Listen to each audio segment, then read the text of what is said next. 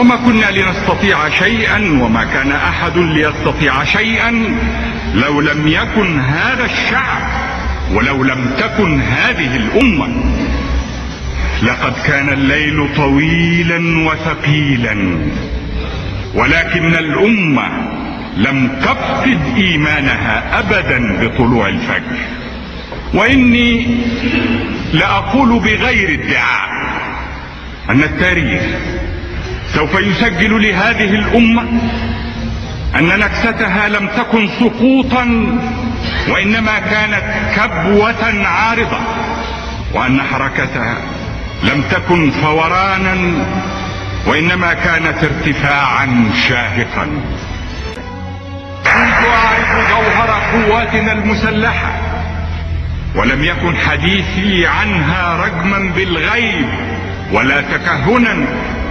أعداءنا الاستعمار القديم والجديد والصهيونية العالمية ركزت ضد هذا السجل تركيزا مخيفا، لأنها أرادت أن تشكك الأمة في درعها وفي سيفها. وربما جاء يوم نجلس فيه معا لا لكي نتفاخر ونتباهى، ولكن لكي نتذكر وندرس ونعلم أولادنا وأحفادنا جيلا بعد جيل قصة الكفاح ومشاقه، مرارة الهزيمة وآلامها، وحلاوة النصر وآماله.